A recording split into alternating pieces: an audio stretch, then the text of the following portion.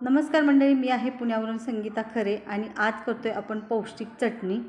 तर जवस आणि पांढऱ्या तिळाची चटणी बनवतोय आपण।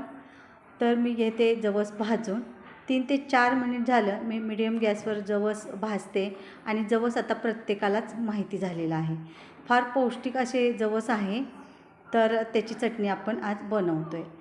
जवसाचा आवाज तडतड यायला लागल्यानंतर मी जवसाचे निम्मे पांढरे तीळ घातलेत आणि आता दोन्हीही मिक्स करून आपल्याला ते भाजून घ्यायचे आहेत अजून 4 ते 5 मिनिट साधारण।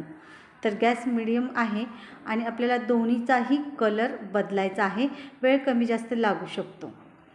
तर हे पहा, मी दोन्हीही मिळून मस्त खमंग आणि खरपूस होईपर्यंत भाजून घेते। हे पहा, तुम्हाला कलरही बदललेला दिसत असेल, कलर बऱ्यापैकी बदललेला आहे। आता इथं टाकते मी 1 ते 1.5 चमचा जिरे आणि साधारण 1 मूठ भरून लसूण। इथं तुम्ही